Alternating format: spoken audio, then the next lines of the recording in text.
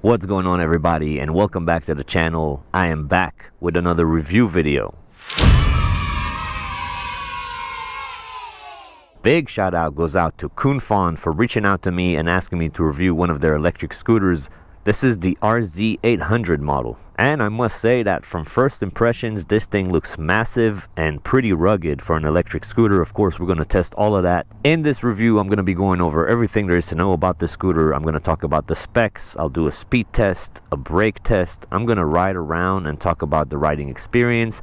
And as an added bonus, we're going to take it on a little mini off-road trail that I have over here, because I am, after all, at the world-famous Volted Adventures testing grounds. There will be chapters down below, so feel free to skip around to whatever part is of interest to you. But first, let's get started with the specs. So what we got here is the Cunfon RZ800 electric scooter. It features a 1200 watt, 1600 watt peak hub motor in the rear, coupled with a 48 volts, 18 amp hour battery. This should give you a range of up to 50 miles depending on riding mode and riding conditions, of course. We have 10.5-inch off-road tires, coupled with mechanical brakes with a 140mm rotor in the front and a 160mm rotor in the rear. This scooter also has super plush front suspension fork and dual rear shocks that are really nice. The scooter can fold, of course, for easy transportation and storage. Up in the front, we have a headlight that's decently bright, along with daylight running lights right at the bottom of the deck. Pretty nice.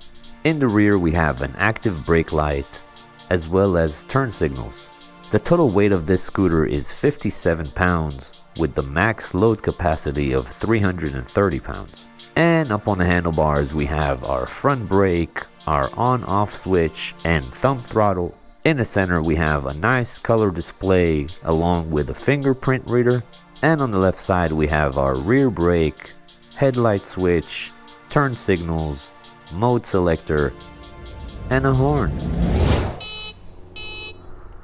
And that is pretty much it for the specs. Now, as far as the price of this thing, it is currently going for $799, but I will have a discount code for you guys, so make sure to check that out in the description along with the link. Now, is this scooter good value for money? That is exactly what we're going to find out today. Now, before we start, just a few things that jump off right off the bat is, first of all, how massive the scooter is. It's pretty nice, pretty good. I really like those tires. Can't wait to try them off-road.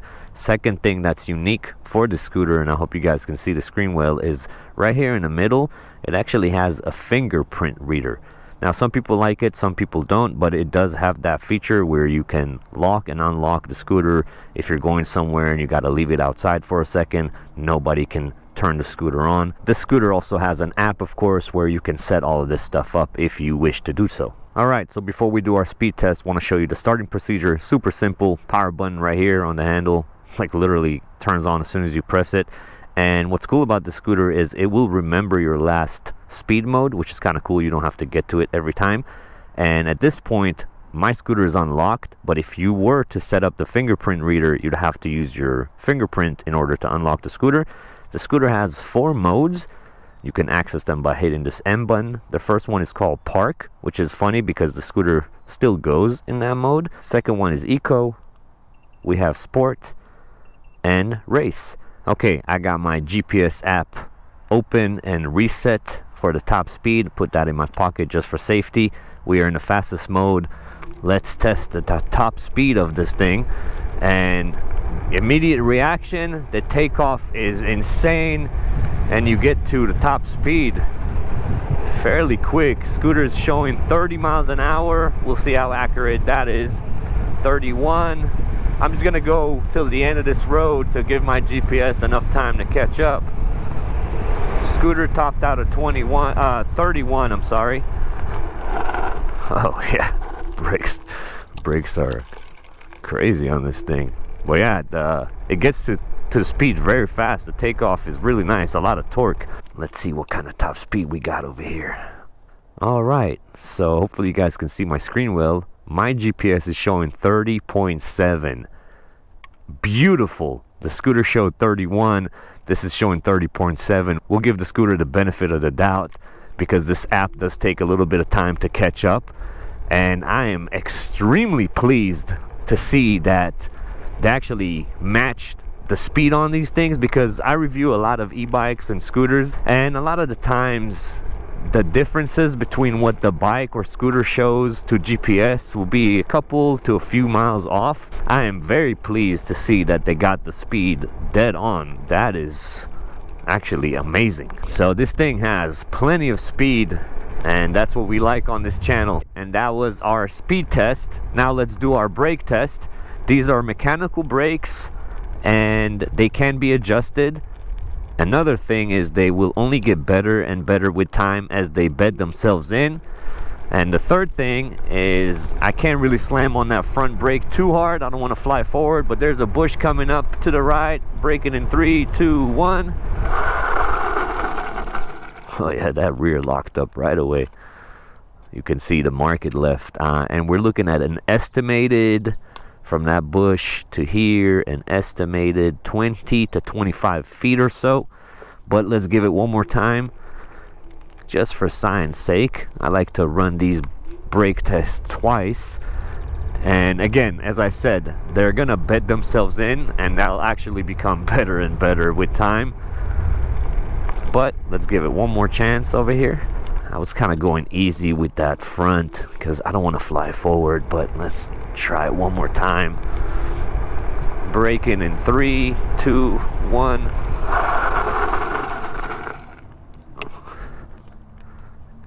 Okay, same result. Same exact result. Alright, and that was our brake test. Now, let's talk about the scooter a little bit. And the brand. As far as the brand goes, Cunfon is a very well-known brand in this world, in this market, and they have really high quality products. I mean, I can tell this is high quality just from riding on it. As far as geometry and stuff, it feels really nice. You can tell the difference with these tires. They're kind of thicker than normal, than usual, and this thing rides pretty well. You can carve with it pretty nicely. Now let's see our turning radius. I mean, it is a scooter, so it should be pretty nice, but it is a rather large scooter. Oh yeah, turning radius, pretty nice. That torque on this motor is absolutely insane. Now, one thing I should note is this is the single motor model, the RZ800 single motor. They do sell a dual motor, which could probably be insane. But the scooter itself, this one, is absolutely amazing. And the suspension on this thing is really nice, and it's like perfect amount. Not too plush, not too harsh. This is what I look like on the scooter. I'm 5'8", and this is the size, and look at the suspension on this thing. It's pretty nice.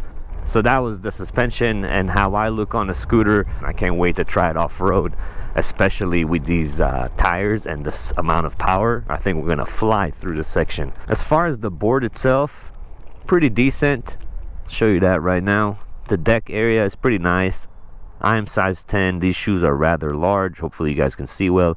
I got plenty of room, and what I really like is this little curved section, like a little footrest area. That is kind of nice. It gives you different options for different stances. That's always good. Now, as far as the scooter itself, again, very high quality build, very rugged, and to me it's like a dual situation, meaning you can probably use this to commute and ride around in the street, and also use this as an off-roader, and that is exactly what we're going to test right now. Let's test the off-roading capabilities of this thing. Wonder, will it spin the tire? Oh yeah, wow, look at this thing. Crazy amount of power. Now this trail is misleading. It is very bumpy. Camera never shows it for some reason, but there's ups and downs, rocks sticking out of it, bumpy everywhere, and we are flying through this section right now. Holy cow. These tires are performing really well. Watch out for my head. This is our first obstacle, this uphill. Oh yeah, no issues at all. This thing's just eating up this trail.